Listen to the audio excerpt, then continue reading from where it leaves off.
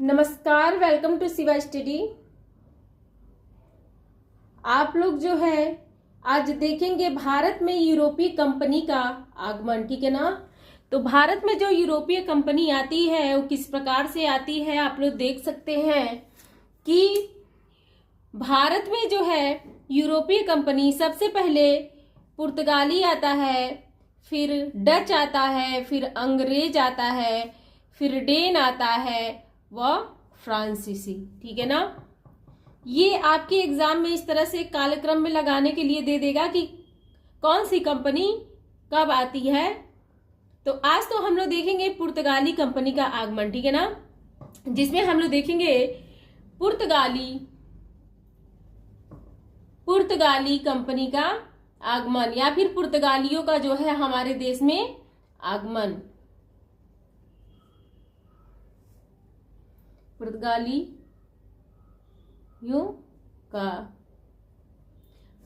का आगमन, ठीक है ना।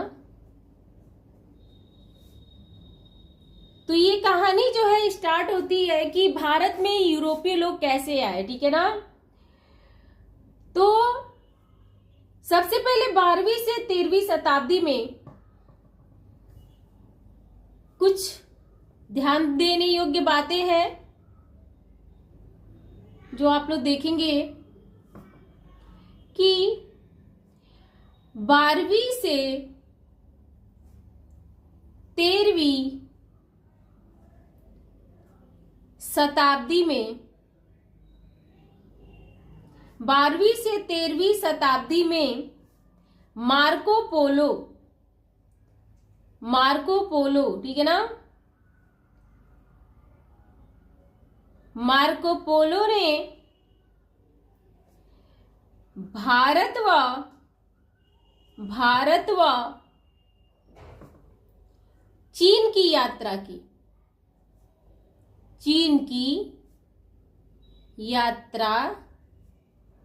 ठीक है ना। 12वीं से 13वीं शताब्दी में मार्को पोलो ने भारत व चीन की यात्रा की व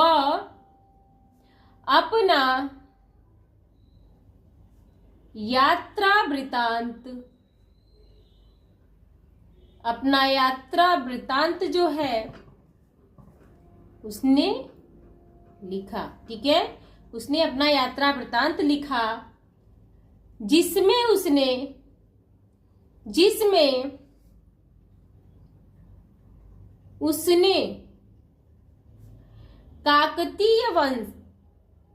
काकतीय वंश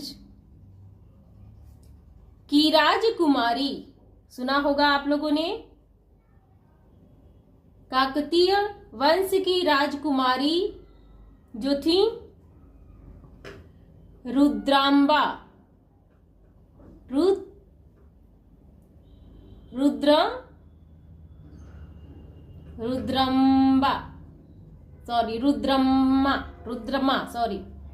रुद्रमा देवी, ठीक है। रुद्रमा देवी का मार्को पोलो ने अपने यात्रा वृत्तांत में क्या है कि उल्लेख किया।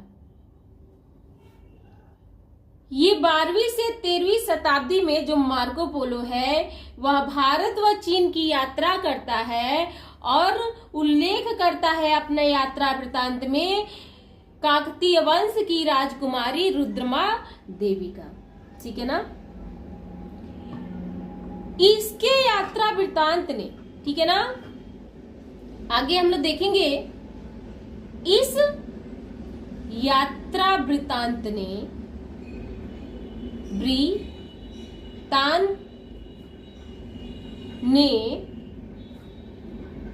अन्य देशों को भारत की ओर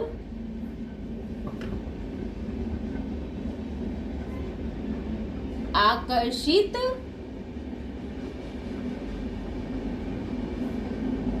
किया, ठीक है। इस यात्रा वृत्तांत ने अन्य देशों को भारत की ओर आकर्षित किया, ठीक है। और यहीं से शुरुआत होती है यूरोपियों का भारत में आवागमन। बात करेंगे हम 1453 में। 1453 में एक घटना और घटती है। 1453 में उस्मानिया, ठीक है ना, उस्मानिया सल्तनत ने 1453 में उस्मानिया सल्तनत ने कुस्तुनतुनिया, ठीक है ना, कुस्तुनतुनिया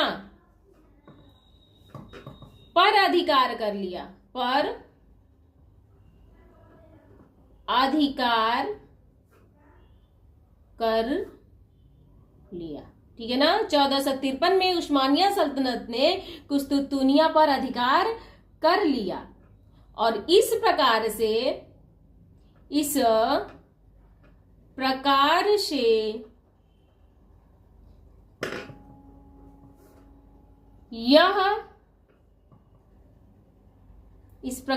यह व्यापारिक मार्ग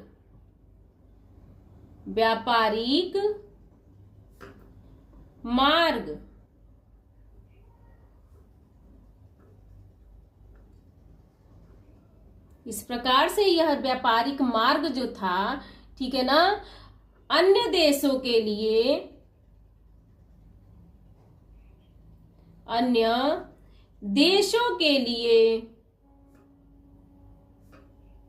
बंद हो गया, ठीक है ना, बंद हो गया।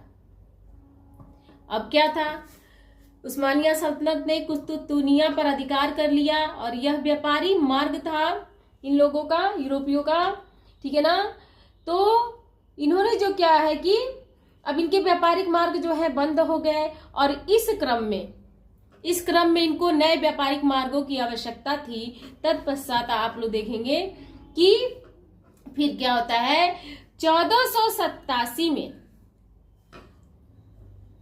1487 में, ठीक है ना, कौन, बार्थोलोमो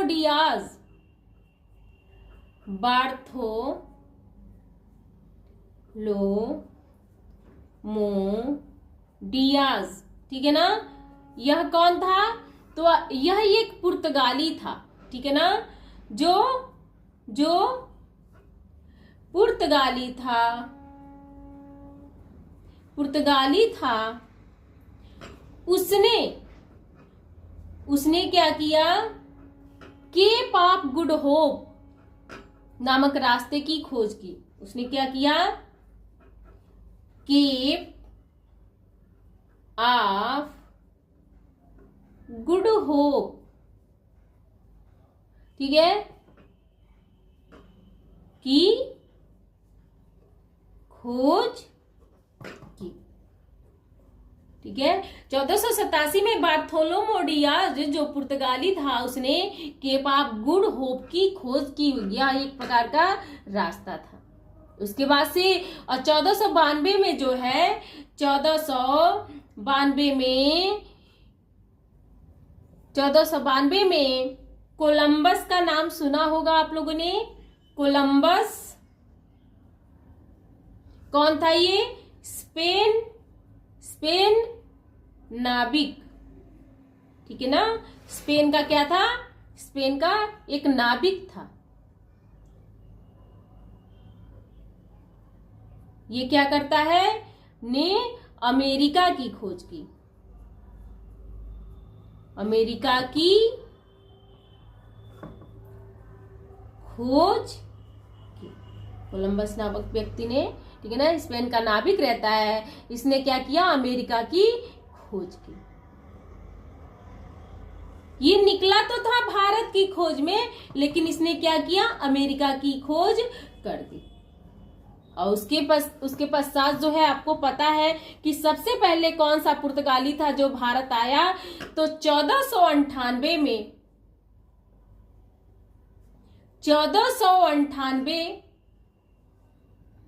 में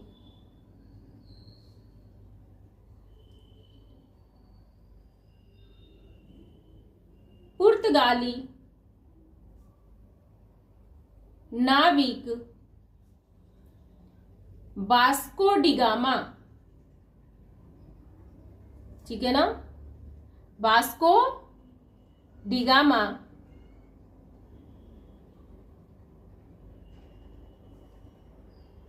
ने भारत के समुद्री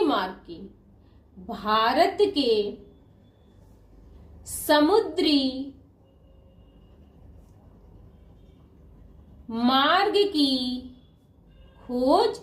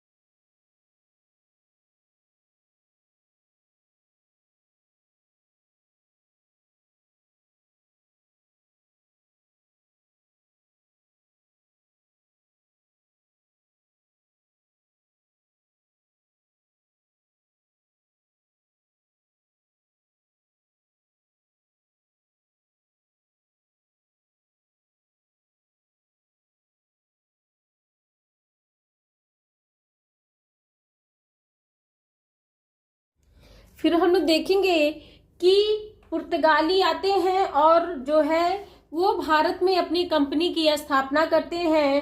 तो पुर्तगालियों के कंपनी का नाम जो था, पुर्तगालियों के कंपनी का नाम एस्तादो द इंडिया था। पुर्तगालियों के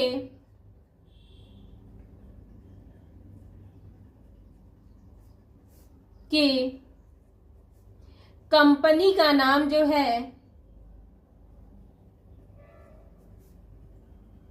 कंपनी का नाम एस्तादो द इंडिया था। ठीक है ना, इनकी कंपनी का जो नाम था वह एस्तादो द इंडिया था। ठीक है, फिर आगे हम लोग देखेंगे कि इन्होंने जो है, पुर्तगालियों ने जो है प्रथम व्यापारिक कंपनी जो है कहाँ खोली। तो देखेंगे कि पुर्तगालियों ने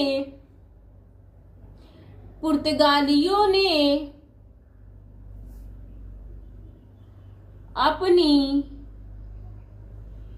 प्रथम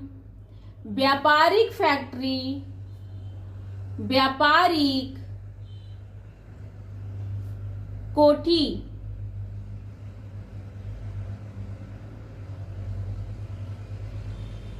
1503 में, ठीक है ना, 1503 में कोचीन में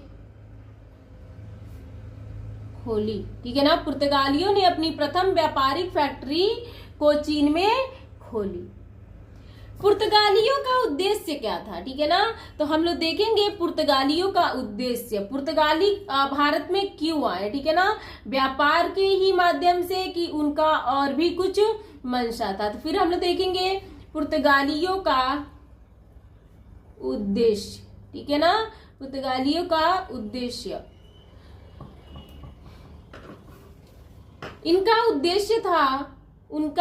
उद्देश्य था पुर्तगालियों का, पहला था व्यापार करना। ठीक है ना, पहला था व्यापार करना और दूसरा ईसाई धर्म का प्रचार करना। ठीक है ना, ईसाई धर्म का प्रचार करना।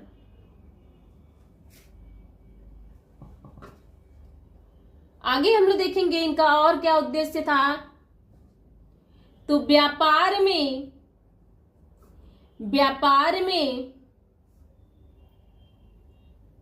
वेनिस, ठीक है ना, इटली, वेनिस व अरबों के प्रभाव को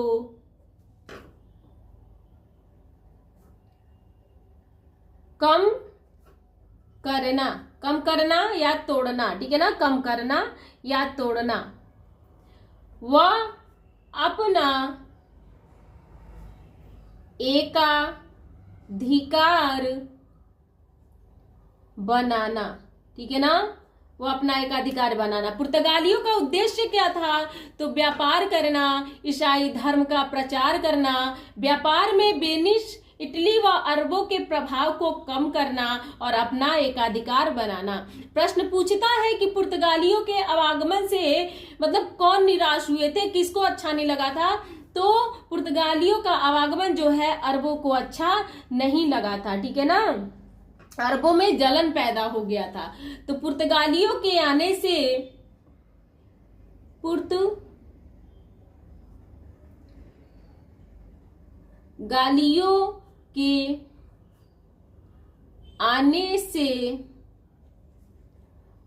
अरबों में जलन पैदा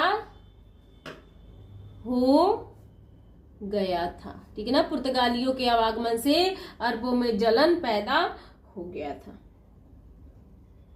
फिर हम लोग देखेंगे इसकी पृष्ठभूमि को, ठीक है ना, इसकी पृष्ठभूमि को। पृष्ठभूमि क्या रही? पृष्ठभूमि क्या रही पुर्तगालियों की? तो बात करेंगे हम लोग पुर्तगाली राजकुमार के विषय में।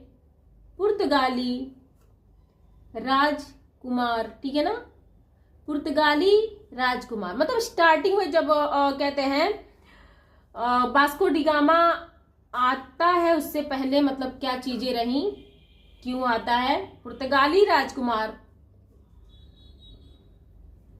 जिसका नाम था डॉन हेनरिक या हेनरी द नेविगेटर, ठीक है ना, हेनरी द नेविगेटर। इसने क्या किया? समुद्री यात्राओं को सुलभ बनाने के लिए हेनरी द नेविगेटर ने समुद्री यात्राओं को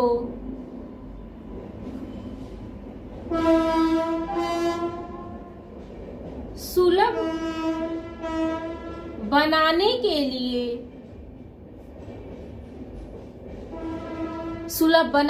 लिए नक्षत्र यंत्र, ठीक है ना, नक्षत्र यंत्र, दिशा सूचक यंत्र, दिशा सूचक यंत्र व यात्रा पंजियों का निर्माण कराया।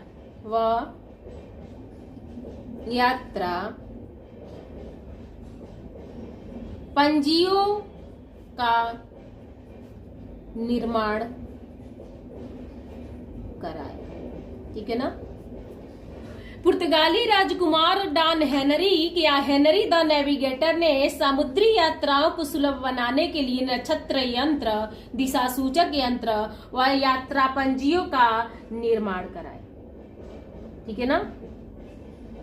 उसके पास से आप लोगों को मैंने बताया कि बार्थोलो मोडियाज जो है 1487 में व्यापारिक मार्गों की खोज में यात्रा पर कहते हैं निकलता है और ये भेजा जाता है किसके द्वारा? तो बार्थोलो मोडियाज को कौन भेजता है? बार्थोलो मोडियाज को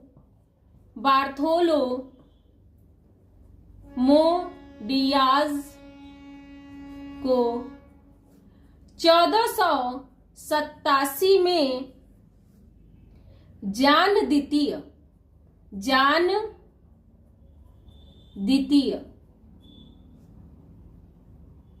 ने भेजा, ठीक है ना, जान द्वितीय ने भेजा। आगे इसके विषय में हम लोग बात करते हैं। जान द्वितीय की आदेश पर जो है बार्थोलोमो डियाज जो है व्यापारिक मार्गों के खोज के यात्रा पर निकलता है और यह निकलता कहां से है? यह लिस्बन, ठीक है ना, यह लिस्बन से निकलता है, लिस्बन से निकलता है और लिस्बन से निकलता है और इसने अफ्रीका के, ठीक है ना, इसने अफ्रीका के दक्षिणी बिंदु बताया था केप ऑफ गुड होप की खोज की, तो यह अफ्रीका के दक्षिणी बिंदु Cape of Good Hope, Cape of Good Hope, ठीक है ना, केप ऑफ गुड होप की खोज करता है,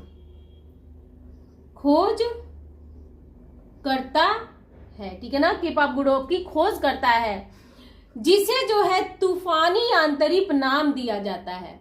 केप ऑफ गुड होप को जिसे तूफानी अंतरीप नाम दिया गया। नाम दिया गया किसको? केप ऑफ गुड होप को। ठीक है ना। जॉन द्वितीय ने इसका नाम बदलकर आशा का अंतरीप कर दिया।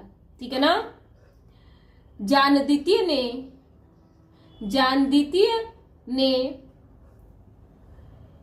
इसका नाम बदलकर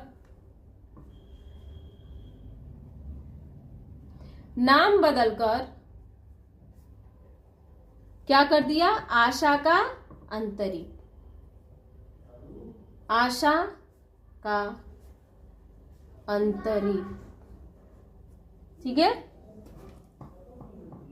हम लोग देखेंगे कि जो वास्को डी गामा 1498 में भारत आता है तो इसको कौन भेजता है? ठीक है ना। तो पुर्तगाली शासक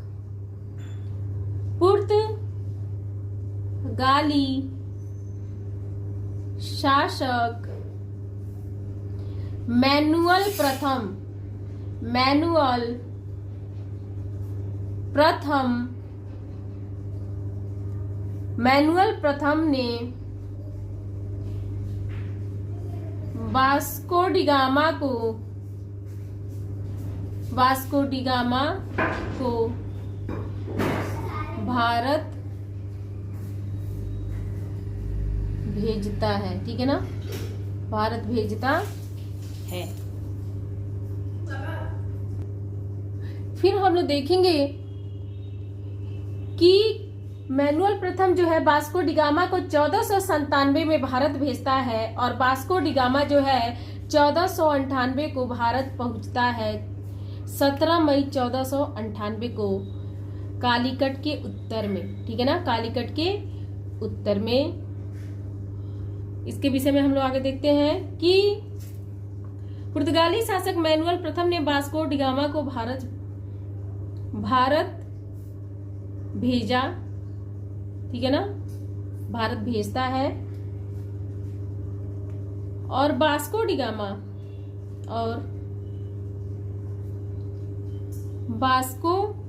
गामा जो है वह लिस्बन से निकला और गुजराती पथ प्रदर्शक। ठीक है ना। गुजराती पथ प्रदर्शक अब्दुल मजीद। ठीक है ना। अब्दुल मजीद की सहायता से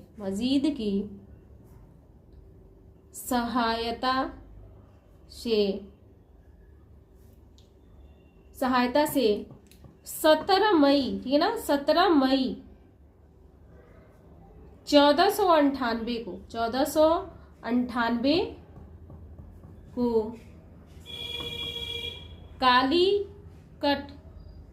कालीकट के उत्तर में। ठीक है ना। कपकडापू बंदरगाह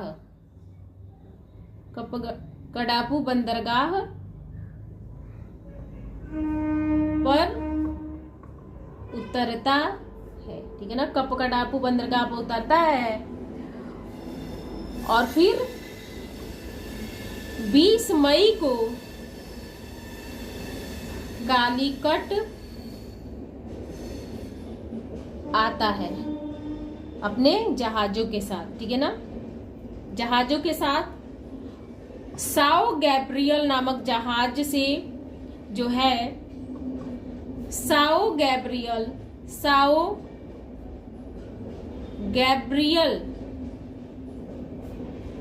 नामक जहाज से वास्को डी गामा आता है। ठीक है ना। वास्को डी गामा का पूरा नाम नहीं लिख रही हूँ। ठीक है ना। काफी लंबा हो जा रहा है।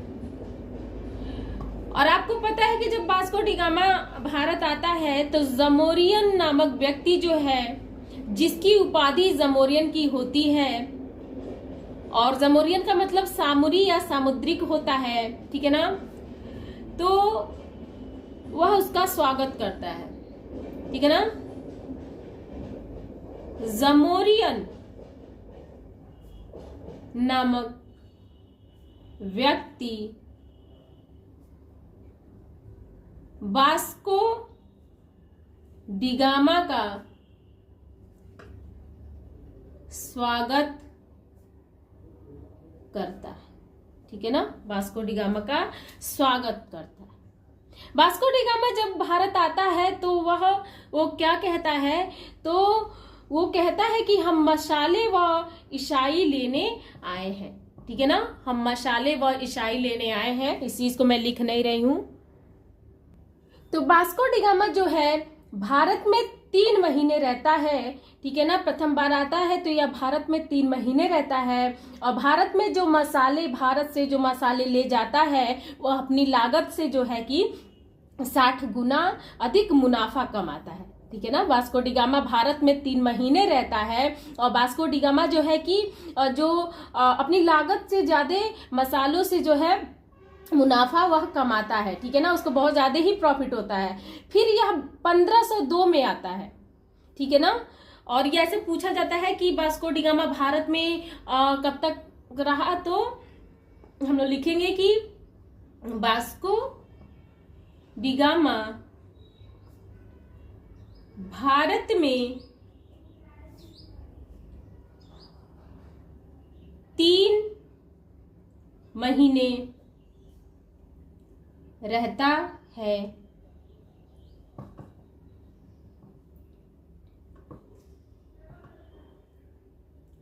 और यहाँ के मसालों से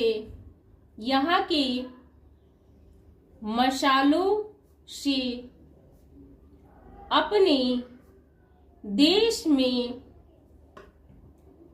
लागत से, ठीक है ना, लागत से 60 गुना अधिक मुनाफा कमाता है, 60 गुना अधिक मुनाफा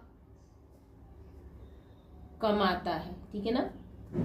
उसके बाद से ये भारत में जो है दूसरी बार भी आता है, यह 1502 में फिर भारत आता है, ठीक है ना, 1502 में वास्को डिगामा फिर भारत आता है, ठीक है ना, और उसके बाद से इस बार फिर वापस चला जाता है, और 1524 में, ठीक है ना, 1524 में वास्को डिगामा जो है, वास्को डिगामा भारत में तीसरी बार जो है आता है, ठीक है ना, आता है, और उसके बाद से जो है इस बार इसकी मृत्यु हो जाती है। यहाँ पे तीसरी बार आता है और वापस नहीं जा पाता, ठीक है ना। 1524 में वास्को डिगामा भारत में तीसरी बार आता है और वापस नहीं जा पाता।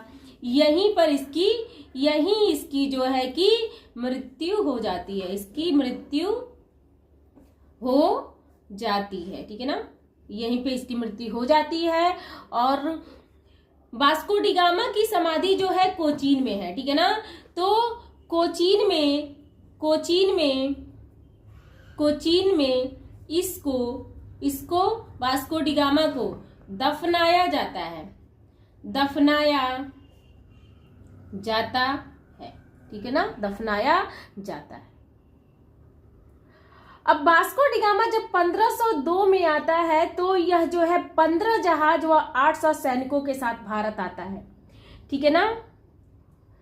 और उसके बाद से वास्को डिगामा क्या करता है कि मक्का जा रहे लोगों को, ठीक है ना, यात्रियों को, उनकी जहाजों को लूटता है। 1502 में जब यह आया रहता है, ठीक है ना, और 1502 में ही यह एक कहते हैं कॉर्टेज आर्मेडा काफिला का जो है कि आरंभ करता है, कॉटेज आर्मेडा काफिला क्या रहता है, तो यह एक प्रकार का अनुमति पत्र रहता है, ठीक है ना, यह एक प्रकार का अनुमति पत्र रहता है, ठीक है ना।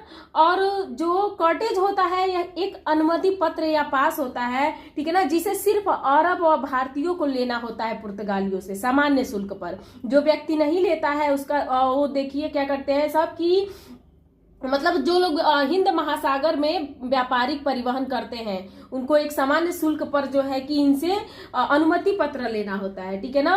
अकबर नामक जो शासक था अकबर, उसको भी यह कॉटेज लेना पड़ा था। अगर नहीं व्यक्ति लेता है तो उस पे पुर्तगाली जो है हमला कर दे। उस समय इनकी सैन्य शक्ति प्रबल थी, ठीक है ना। अब देखिए आर्मेडा क्या होता है, कॉटेज एक अनुमति पत्र हो गया। आर्मेडा जो होता है पुर्तगालियों का शक्तिशाली जहाजी बेड़ा होता है, ठीक है ना। इनका काम क्या होता है, तो यह जहाजों की जांच करता है कि मतलब बिना कॉटेज जहाज जो है मतलब बिना कॉटेज का अगर जहाज समुद्र में मिलते हैं तो उन पर यह आक्रमण करके लूट लेता है। और काफिला, कॉटेज आर्मेडा काफिला जो होता है तो जिन्होंने कॉटेज लिया है उनकी सुरक्षा और निगरानी मतलब निगरानी ये लोग करते हैं, ठीक है ना, इनसे जो लोग पास लिए हैं, ठीक है ना। उसके बाद से आपको पता ही है कि 1503 में जो है प्रथम व्यापारिक फैक्ट्री इनकी जो है कोचीन में खोली जाती है, ठीक है ना। उसके बाद से 1505 में क्या होता है, 1505 में हम लोग देखेंगे, इसको हम लोग लिखेंगे कि 1505 में पुर्तगाली शासक मैनुअल प्रथम क्या करता है, तो यह भारत को अपना उपनिवेश घोषित करता है। मैनुअल प्रथम जो है भारत को अपना उपनिवेश घोषित कर देता है, उपनिवेश घोषित कर देता है। अब उपनिवेश का आशय आप लोग समझ लीजिए। उपनिवेश का अर्थ यह होता है कि एक शक्तिशाली देश द्वारा किसी कमजोर देश या क्षेत्र पर नियंत्रण स्थापित कर करके वहां अपनी बस्ती बसाना और उस पर शासन करना, ठीक है ना। तो हम लोग देखेंगे कि प्रथम पुर्तगाली गवर्नर जनरल व वायसराय जो है फ्रांसिस्को डी अल्मीडा 1505 से 1509 तक जो है कि इनका वायसराय के रूप में यह बना रहता है और अपने कार्यों को संपादित करता है। इसके विषय में हम लोग जानेंगे कि प्रथम पुर्तगाली गवर्नर जनरल व वायसराय फ्रांसिस्को डी अल्मीडा, ठीक है ना, 1505 से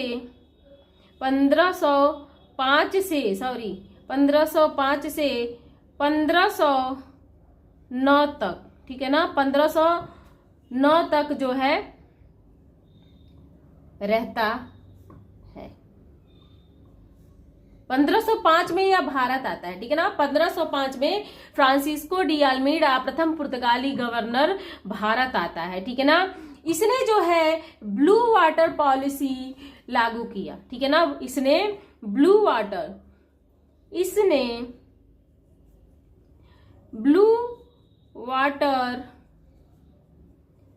पॉलिसी लागू किया, ठीक है ना। इसने ब्लू वाटर पॉलिसी लागू किया जिसे शांत जल की नीति के नाम से जाना गया। शांत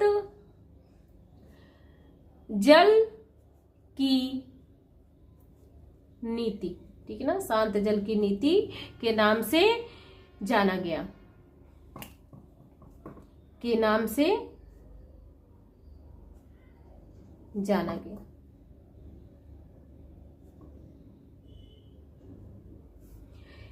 इस नीति को ही प्रभावी बनाने के लिए इसने 1505 में अंजादीवा, कन्नूर व किलवा में किले स्थापित किए, ठीक है ना। इस नीति को, शांत जल नीति को जो है प्रभावी बनाने के लिए अंजादीवा, कन्नूर व किलवा में जो है यह किला स्थापित करता है। और इसके सामने जो है 2 युद्ध हुए। पहला है चौल युद्ध। पुर्तगालियों का चौल युद्ध, ठीक है, जिसमें जो है गुजरात व मिस्र के संयुक्त बेड़े को आलमीड़ा को मतलब गुजरात व मिस्र के, ठीक है ना, गुजरात चौल युद्ध में गुजरात व मिस्र, ठीक है ना, गुजरात व मिस्र के संयुक्त बेड़े ने आलमीड़ा को पराजित किया और आलमीड़ा का पुत्र इसमें मारा जाता है, ठीक है ना, इसमें पुत्र मारा जाता है। कौन पराजित करता है? गुजरात व मिस्र के संयुक्त बेड़े ने आलमीड़ा को पराजित किया व इसके पुत्र को मार दिया।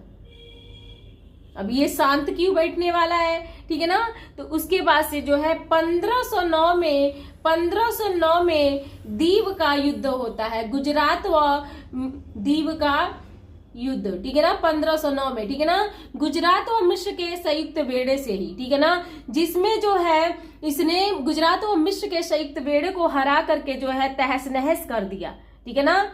और दीव का युद्ध, इसमें जो है इसमें आलमीड़ा जीत जाता है, ठीक है ना। और इस विजय के फलस्वरूप जो है इस एशिया में ईसाई जगत की इस विजय के फलस्वरूप एशिया में ईसाई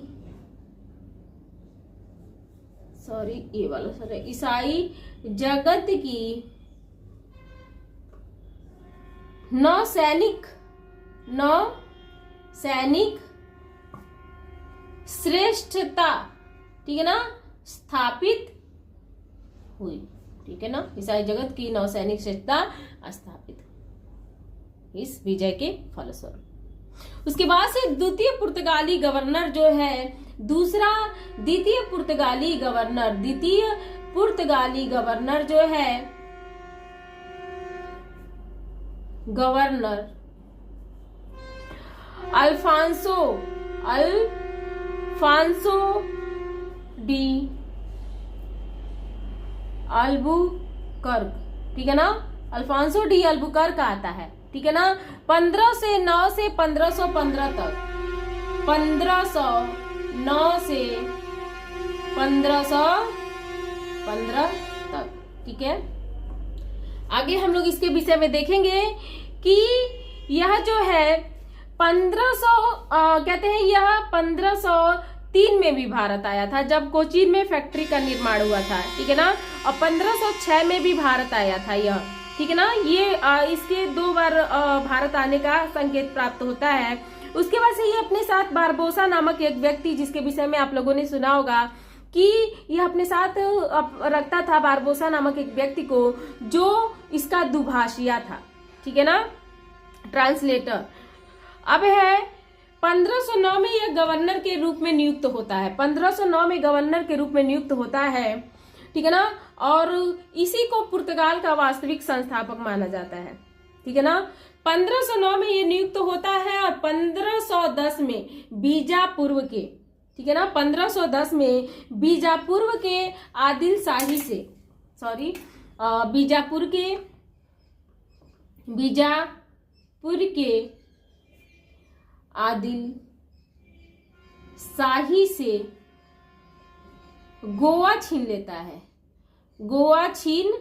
लेता है, ठीक है ना। 1510 में ये क्या करता है कि बीजापुर के आदिल शाही से गोवा छीन लेता है, और 1511 में दक्षिण पूर्वी, ठीक है ना, दक्षिण पूर्वी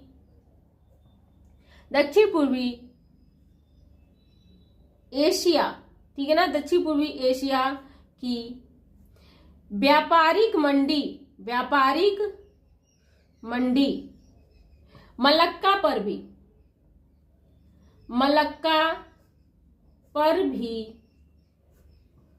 अधिकार कर लेता है, अधिकार कर लेता है, ठीक है ना। और भटकल नामक स्थान पर जो है विजयनगर के शासक कृष्णदेव राय से मिलकर, मैं लिख नहीं रही हूं तभी से लिखते लिखते हाथ में दर्द हो गया, ठीक है ना। अगर वीडियो अच्छा लगे तो वीडियो को लाइक, चैनल को सब्सक्राइब जरूर करिएगा।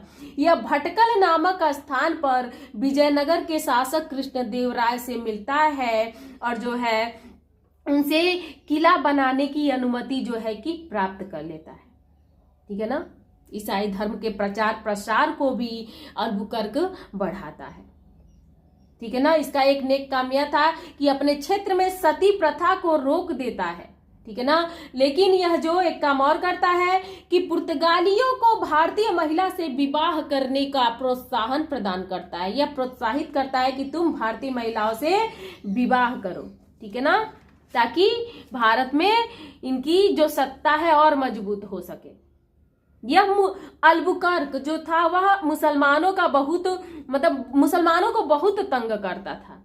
इसने कई मंदिरों को भी नष्ट कर दिया और धार्मिक न्यायालयों की स्थापना की, ठीक है ना। इसीलिए इसको कहते हैं पुर्तगाली शक्ति का वास्तविक संस्थापक माना जाता है। उसके बाद इसकी भारत में 1515 में भारत में इसकी मृत्यु हो जाती है और यह जो है कि भारत में ही कहते हैं भारत में ही दफनाया जाता है, गोवा में, ठीक है ना। उसके बाद से हम कहते हैं 1515 के बाद से 1524 में वास्को डी गामा आता है और ये भी वायसराय के रूप में आता है और कोचीन में इसकी मृत्यु होती है। सेंट फ्रांसिस चर्च में इसको दफनाया जाता है। आगे हम लोग देखेंगे कि 1539 में इसका अवशेष वास्को डी गामा का पुर्तगाल भेजा जाता है और लास्ट, ठीक है ना, लास्ट वायसराय जो है पुर्तगाल का नीनो द कुन्हा, ठीक है ना, नीनो द कुन्हा रहता है, ठीक है ना, नीनो द कुन्हा 1529 से 1538 तक, ठीक है ना। यह कोचीन में अपना मुख्यालय जो है, इसका कार्य जो रहता है कोचीन से मुख्यालय गोवा ले जाता है, ठीक है ना, गोवा ले जाता है और गोवा को अपनी राजधानी के रूप में प्रतिस्थापित करता है। इसके बाद से हम लोग देखेंगे कि पुर्तगालियों ने भारत को क्या दिया, क्या प्रोवाइड किया। तो पुर्तगालियों ने भारत में जो है सबसे पहले प्रिंटिंग प्रेस की शुरुआत की, ठीक है ना। भारत में 1554 में प्रिंटिंग प्रेस की शुरुआत हुई और इन्होंने जो है भारत में काजू, बादाम, आलू, अनानास, तंबाकू, मक्का, मूंगफली की खेती भी पुर्तगालियों के आने की वजह से भारत में संभव हो पाया। तो ये रही पुर्तगालियों की देन, ठीक है। तो अगर ये चीजें जो है भारत में पुर्तगालियों का आगमन आपको समझ में आया हो सही रूप से, तो फिर आप चैनल को सब्सक्राइब और वीडियो को लाइक जरूर करिएगा। बहुत मेहनत लगा है वीडियो बनाने में। Thank you very much.